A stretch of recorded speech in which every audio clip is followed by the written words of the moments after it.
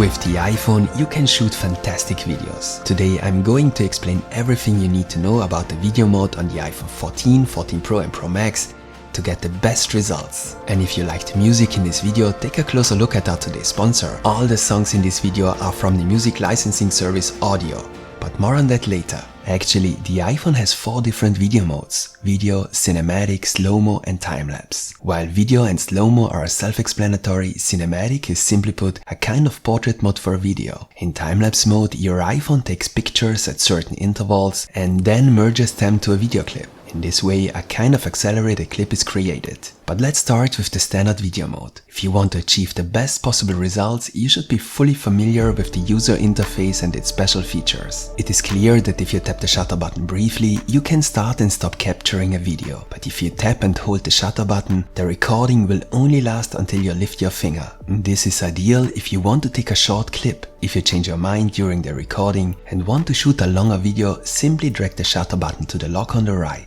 By the way, the 2 volume buttons have the same functionality as the shutter button. The white lines represent the grid.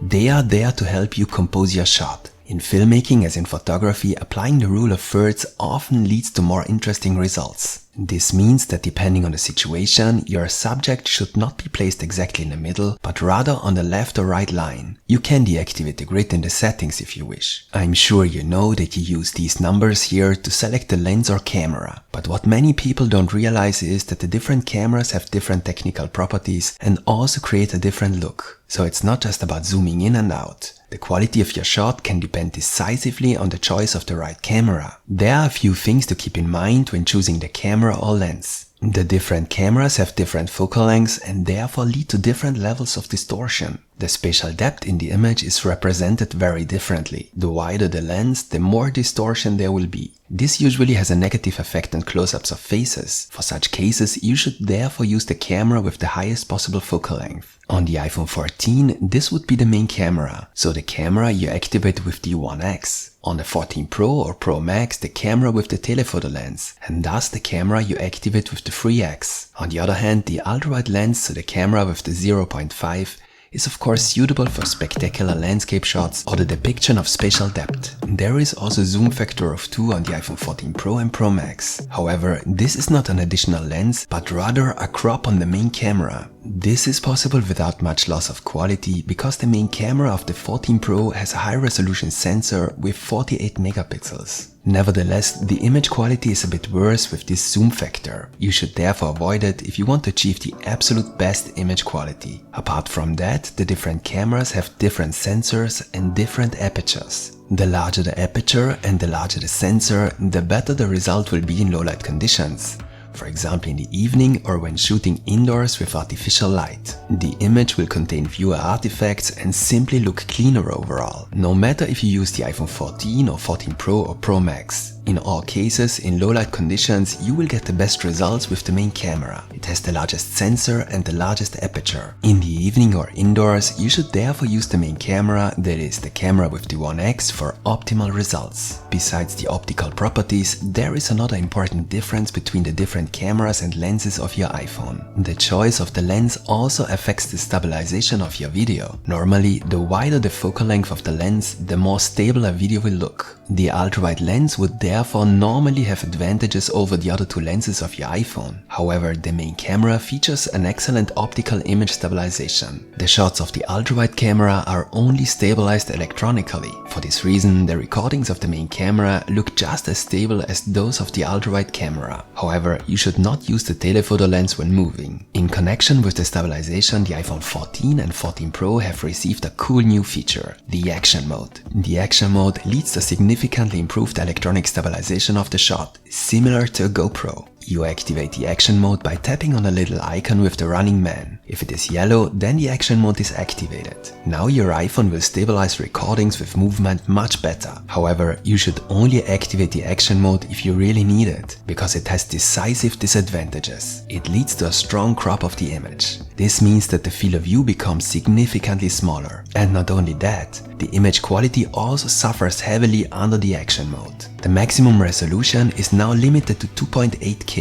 For optimal image quality, you should therefore avoid using the action mode and, of course, also fast movements during the recording. One more important piece of information about the zoom factor. If you tap and hold one of the numbers, a wheel appears with which you can precisely zoom in and out. However, all values that are between the numbers of the different lenses, that is between 0.5 and 1 or between 1 and 3, lead to a digital crop of the image and thus to a reduced image quality. Basically, as I said, this also applies to the zoom factor 2x. Likewise, all values above 1 on the iPhone 14 and all values above 3 on the iPhone 14 Pro and Pro Max lead to a digital crop and thus to a clearly reduced image quality. For optimal image quality, you should therefore limit yourself to the focal lengths of the 2 or 3 cameras. That is 1x or 0.5x on the iPhone 14 and 3x on the iPhone 14 Pro or Pro Max. For a framing in between or above, you should rather use your legs. It is clear that you can also use 2 fingers to zoom. Here, the number of the respective zoom factor always adjusts. As you can see, when it comes to optimal image quality, there is also a lot to consider when choosing the lens. By the way, one of the lenses of the iPhone 14 Pro and Pro Max has a very special capability. The ultra-wide lens is able to focus on extremely close objects. This way, you can show small details very large. Apple calls this macro mode, and with the macro mode, you can also take interesting shots in video mode. It doesn't really matter which camera is active. If you get very close to an object before you start recording, your iPhone will automatically activate the macro mode and switch to the ultra-wide lens. You will notice this by the strange image jumps. However, if you have already started recording with the main camera or the telephoto lens, then the automatic camera switch will not happen. The macro mode is deactivated and you can no longer focus close. If you don't like the way the iPhone automatically switches cameras, to activate the macro mode, you can activate the macro control feature in the settings of the camera app. Now, whenever the macro mode is automatically activated, a yellow icon with a flower appears. When you tap on it, you disable the macro mode. Now your iPhone's camera will no longer automatically switch lenses when you approach an object. Correct exposure and focus are also crucial for optimal image quality. Especially if you use the main camera or the telephoto lens, certain parts of the image may be in focus and others not. This is especially the case when there are objects in the near foreground. Your iPhone will always set the focus automatically and it does this very well. However, you may not be happy with the automatic focus and want to adjust it manually. You can do this easily by tapping on the object you want to be in focus. The exposure will then also adjust to the new focus area. However, if you then move the camera, the focus and exposure will change again automatically. But especially when shooting videos, you may want to perform certain camera movements and prevent the focus and exposure from changing automatically. You can lock the focus and exposure by tapping and holding on the object you want to have in focus. The AE/AF lock icon appears at the top of the screen. The exposure and focus will now not change, even if you move the iPhone. If you are still not happy with the exposure, you can adjust it using the sun icon next to the yellow square. If you swipe the sun up, the image will get brighter. If you swipe it down, it will get darker. This works when focus and exposure are locked as well as when the automatic is active. However, when a new focus point is set, your adjustments are cancelled. When shooting video, it can be useful to constantly overexpose or underexpose your image slightly, regardless of whether the focus changes or not. Remember that correct exposure is more important when shooting video than when shooting stills, especially because video files don't have as much information as individual photos and therefore can't be edited as well. If you swipe your finger slightly upwards, 2 new icons appear. On the left there is the flash and in the middle the symbol for the exposure compensation control. If you tap on it, a slider will appear with which you can adjust the exposure.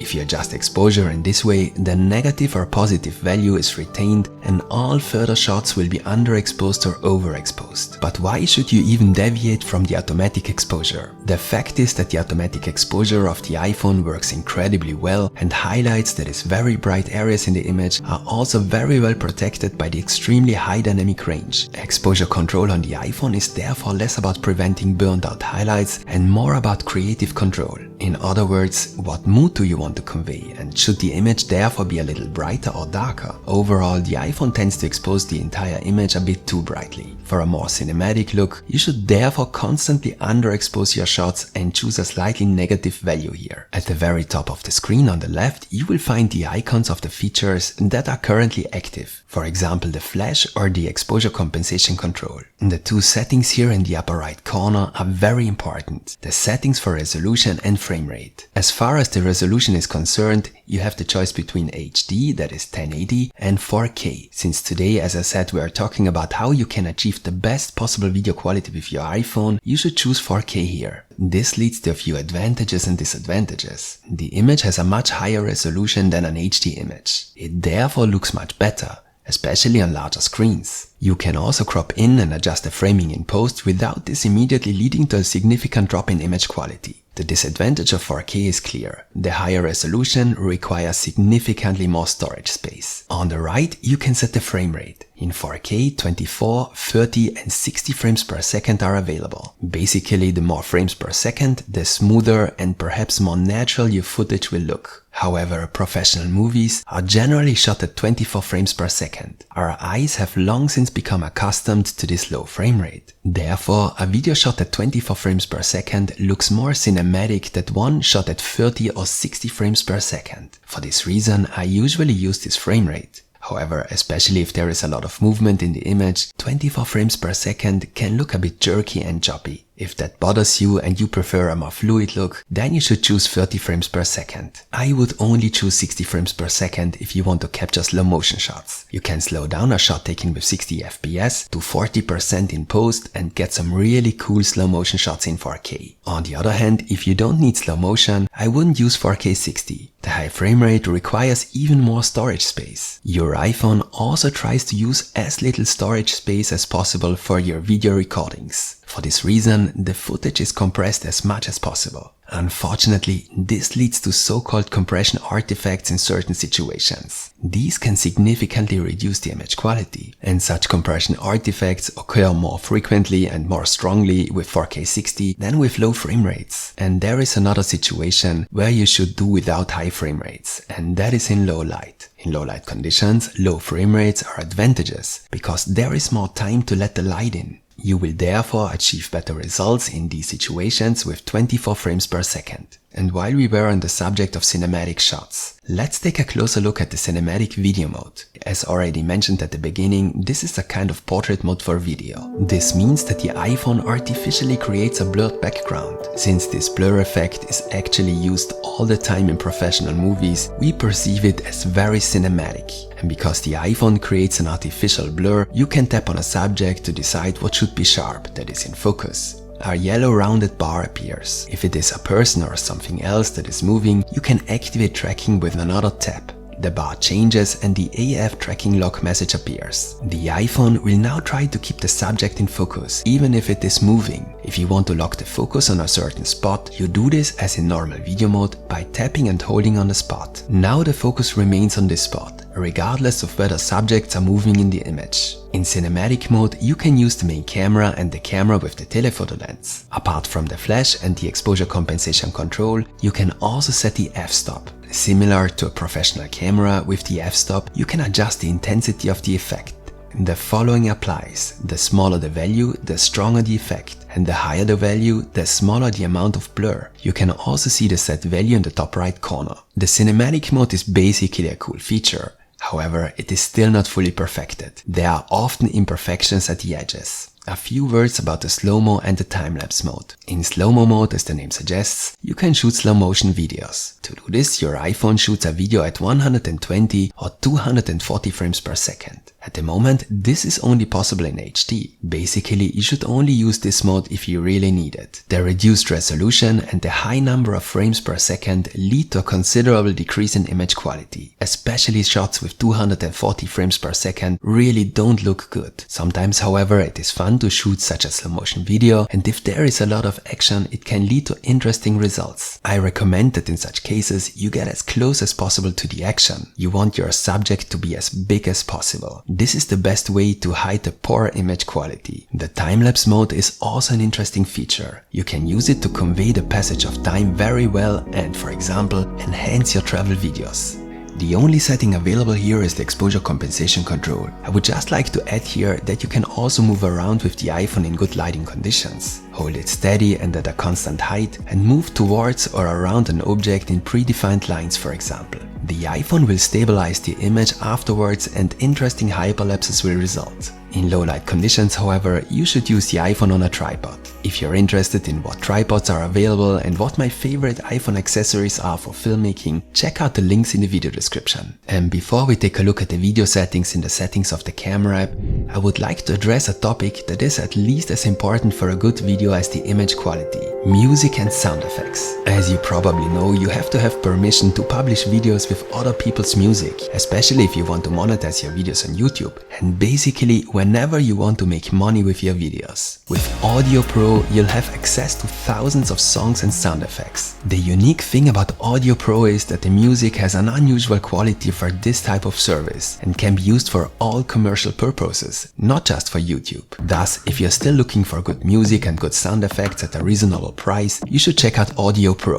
With a special promo code, Audiio Pro is currently available at an unbeatable price. You can find the link and all necessary information in the video description. In the settings of the camera app, you can make some very important adjustments. Let's take a look at the format first. Here you can choose between high efficiency and most compatible. If you choose high efficiency, your iPhone will capture videos in the HEVC codec. This codec can compress the video files much more effectively. This means that the file sizes will be smaller, and I mean significantly smaller. Some older devices have problems with this codec. The important question now is whether the choice also has an impact on the image quality. With earlier iPhones, the high efficiency mode sometimes led to worse results. According to Apple, there is no loss of image quality. I have compared a few shots here, and as you can see, there is hardly any difference between the HEVC shot and the shot taken with most compatible, which is the old codec. Basically, I would recommend using the high efficiency mode. This is necessary anyway if you want to shoot in 4K 60, 1080x240, in cinematic mode, or videos in HDR. And that brings us to the next important topic,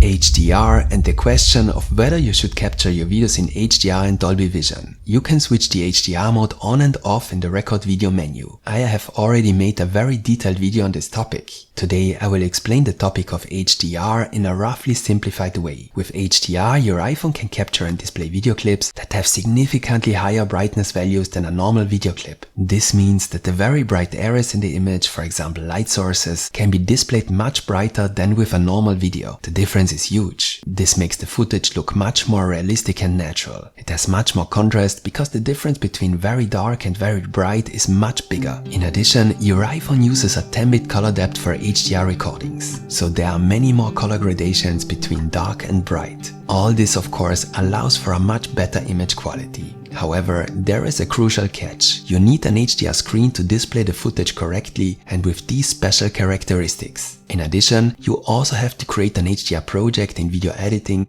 and should use an HDR monitor for this. Of course, the iPhone itself has an HDR and Dolby Vision capable screen. Therefore, HDR videos on the iPhone look much better than non-HDR videos. However, if you transfer your videos to your computer, to view them on your monitor, or to use them for a bigger project, it's a different story. The video is automatically adjusted during playback, and differences are only noticeable if your screen supports high brightness values. In video editing, the HDR shot may look completely overexposed, and you will have to convert it to a normal looking video. As I said, the subject is complex. If you're interested, watch my related video. Today, to summarize, I would like to say that you should definitely use HDR if you watch your videos mainly on your iPhone. If on the other hand, you are shooting your videos to create a larger project on your computer, then there is no advantage to shooting the video in HDR. The next very interesting topic is ProRes. Under formats, you can enable Apple ProRes on the iPhone 14 Pro and Pro Max. As I said earlier, video footage is heavily compressed to save storage space. Of course, information is lost in the process and artifacts can also occur. This compression can also slow down the editing process of the video if your computer doesn't have enough power. With ProRes, Apple has developed its own codec that is particularly well suited for video editing. ProRes therefore has advantages when you edit your videos and also offers better image quality because the video files are much less compressed. The disadvantage is obvious. The video files are bigger, and I mean a lot bigger, about 20 times as big. And at first glance, as you can see here, there is hardly any difference in image quality. So use ProRes only for the best possible image quality in very special situations. But keep in mind that you also have to transfer and store your footage. So let's take a look at the remaining settings in the record video menu. Right at the beginning, you can set your default frame rate at which the video mode will start. If you live in the PAL region, which would be most states outside the US, you can activate the PAL frame rates here. This would be 25 frames per second instead of 24. This will reduce flickering problems when shooting video in artificial light. As we saw before with the action mode, the electronic image stabilization leads to a crop and a smaller field of view. As you already know, the iPhone electronically stabilizes recordings in the video and cinematic mode even without using the action mode, although not as heavily. Here you can turn off or reduce this stabilization. Your shots will then look a bit shakier. However, the field of view is enlarged. You should therefore mainly deactivate the feature when you use your iPhone on a tripod or a gimbal. The action mode leads to significantly improved electronic image stabilization. However, it also leads to a particularly strong crop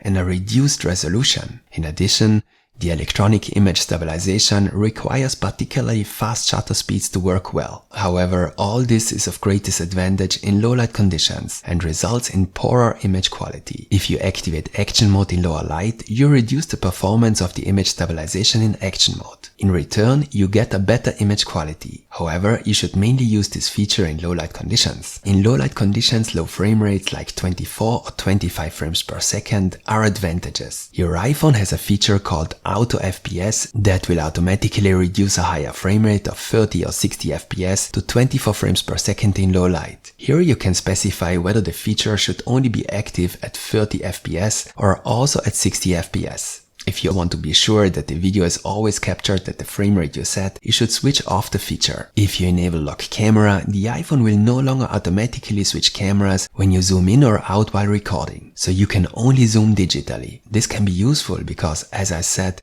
the different cameras have different properties. It can therefore look strange if the iPhone changes the lens during the recording. So let's briefly summarize the most important statements of this tutorial in a few tips. Have a close look at the interface and the features of the camera app to get the best possible results in the respective situation. Keep in mind that the ultrawide lens and the telephoto lens have some disadvantages compared to the main camera. Avoid zooming digitally. Use 4K and 24 frames per second for a cinematic look. 30 frames per second if you prefer a more fluid look. I would only use a higher frame rate for slow motion. Use the high efficiency mode. Capture your videos in HDR if you will be watching them primarily on your iPhone. If you are shooting for a larger non-HDR project, you can disable HDR. ProRes is only suitable for professionals or in special situations, as it creates gigantic files. And that's it for today. If you found the video interesting, give me a like as feedback. I'll put some links to more tutorials on the iPhone camera and shooting video with the iPhone in the video description. Check them out if you want to learn more about the topic.